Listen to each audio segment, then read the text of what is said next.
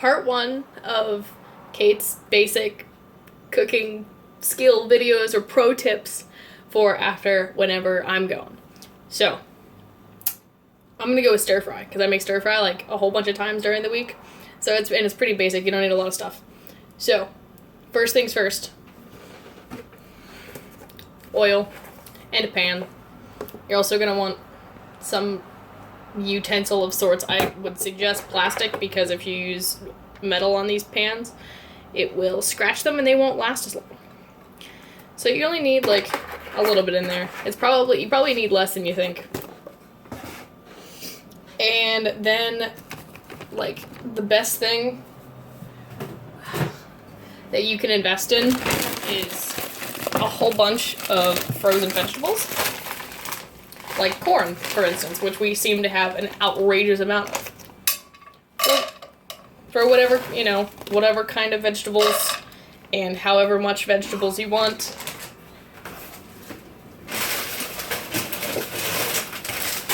Into the pan. This one's... And then there's also like beans, and you can have cut up things too, but these are already like in small bites and already have like a couple things in them, so it saves you a little bit of time. And I'm sure that you would prefer to have these just done.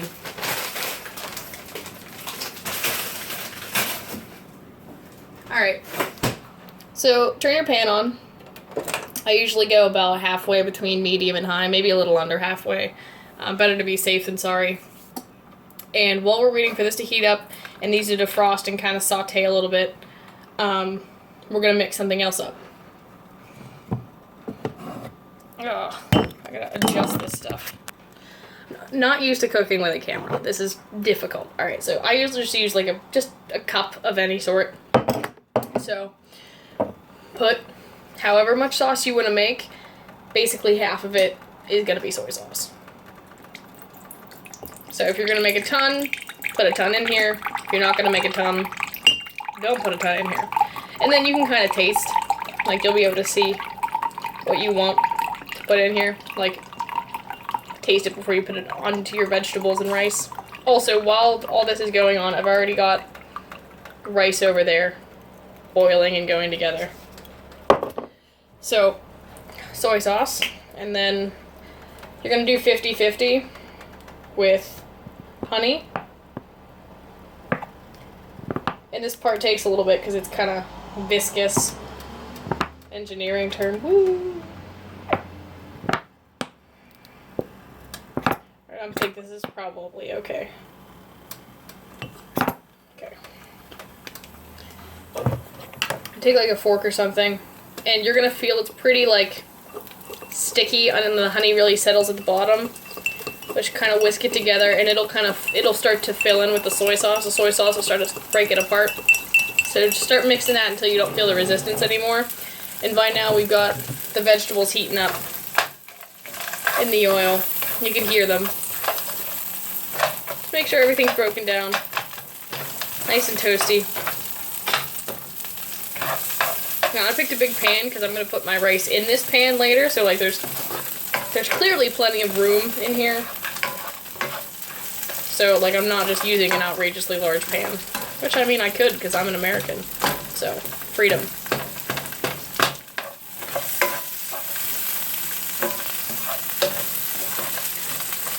Alright, so once these are pretty much, like, these are warmed up, they're nicely coated in the oil. They're definitely not frozen anymore, and they're pretty broken up. I like to throw a little salt on them. Gets a little bit of the water that's inside of the vegetables out and allows you to start seasoning your vegetables before you actually put any sauce or anything on. If I had pepper, I would throw pepper in here. Oh, well, never mind. Ian filled up the pepper. Boom.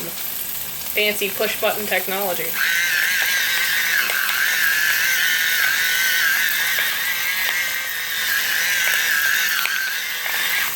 We live in the future.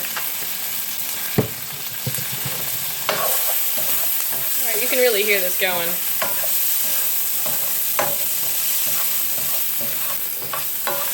And honestly, for most vegetables, before you like put them in a sauce or anything, and before you add any seasonings, I highly suggest putting them in oil and just a little bit of salt and pepper, as it kind of lets their natural flavor come out before you put additional flavor on, and it kind of makes it more impactful. And if you really like a certain vegetable, it makes it taste more like that vegetable. I like all vegetables.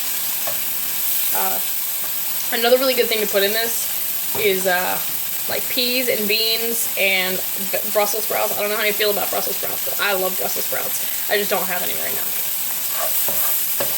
Okay, so once this is nicely coated, you can really smell it. It becomes really fragrant, even though there's not much in here. Turn down the heat a little bit. Just go down to like medium or a little bit below medium. And you can get actual garlic, like you can crush up some garlic, or you can use garlic salt. We have garlic, I just don't, when I'm making stuff like this, I don't think it really matters because it's just for me anyway. So I use a little bit of garlic powder. Just drizzle it on there. Just a little bit, not much. You'll be able to smell that too. It'll have a lot more of an impact than you might think.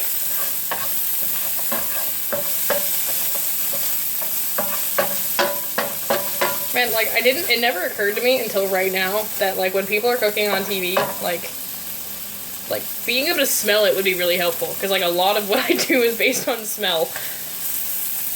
Maybe they should do that. I think I saw that once in the cartoon. It's, like, smell-o-vision, or something like that. Alright, give this another whisk around. And if you don't have, like, the soy sauce bottle, and you have, like, a bunch of those packets, I think maybe, like, a third of a cup, I think, is like 11 packets. And I know this because I've done that before. So yeah, you turn down the heat a little bit, you kind of scrape your stuff together, and then you just want to pour it in. And a little bit of honey is going to be at the bottom, so you're going to want it to like drizzle out. Now the reason you put honey in here is because the sweetness and the thickness of the honey, one, make it a better consistency in the sauce. And two, sugar and salt go really well together, and there's so much salt both in like what I put on the vegetables and a ton that's in the soy sauce that that sugar really kind of offsets how salty it is and makes it more flavorful. It's not just all like a ton of salt coming at you, which is good.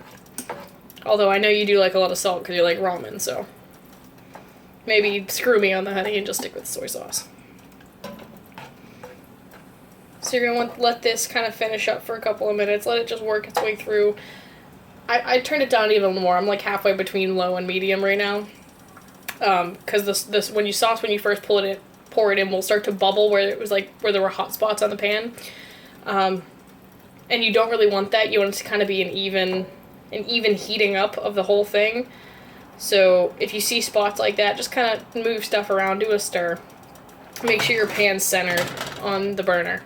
But once it stops doing that bubble thing and it's just kind of sitting in the pan, let it sit for a couple of minutes and start to kind of bubble up just a little bit in like the whole pan. It'll kind of thicken the sauce, which is good, because it burns away a little bit of the water from the soy sauce and kind of thickens the sugar from the honey, and it makes it less runny. Alright, so I paused that to check my rice and make sure everything was good there, which it's done. I actually might have overdone it just a smidgen, but we still have the little simmering going on here, which actually you can kind of see in the camera. Cool. Alright, so we still got a little bit of simmering going on here. So I would just pull your veggies kind of to the side a little bit. Like, they don't have to be entirely there, but like just pull them to the side a little bit, because you're going to put your rice in the pan. Kind of scoop that sucker in there.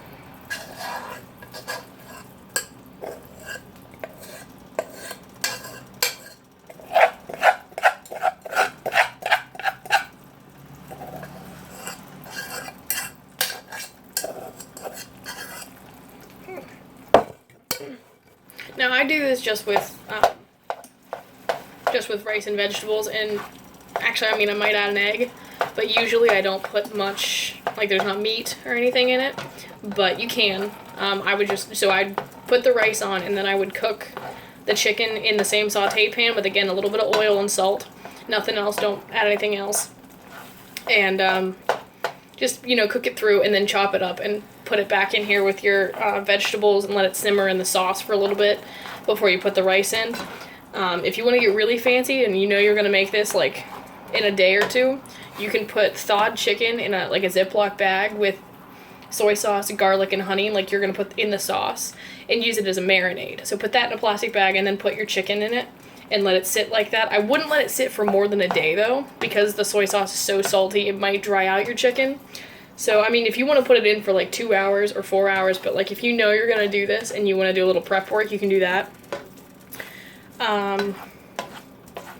But because I usually just kind of go, this is just for me. So once I got my rice in there, I just mixed it up. Wanted to make sure the sauce is covering everything. Like I said, I'll probably crack an egg and fry it and maybe serve it over with. Again, if you want to be fancy, put a little bit of chives. And I usually, you know, like those duck sauce packets that you have, that you get with Chinese food. Sometimes I pour that over it too. But, that's basically it. You've got a pretty standard, I mean, I didn't have a wok or anything, and this is a very Americanized version of this. Not that most Chinese food isn't Americanized, but basic, simple, tastes like takeout. It's pretty good. Again, you can get rid of a lot of leftover Chinese things with it. I'm like really impressed. If you have like leftover fortune cookies, serve them with it if you're having your friends over. Be real impressed. Maybe throw a pair of chopsticks in there. Who knows? Wowza. But yeah, no, this is the end result. And it tastes pretty good. Like I said, I ate this a lot during the week because it's so simple and there's not a lot in it. It was pretty fast to make. Like, I've made this in, I think I paused the video for like 5 minutes. So, like 17 minutes. So, but yeah, so that's pro tip number 1 for Kate's life after Sam leaves.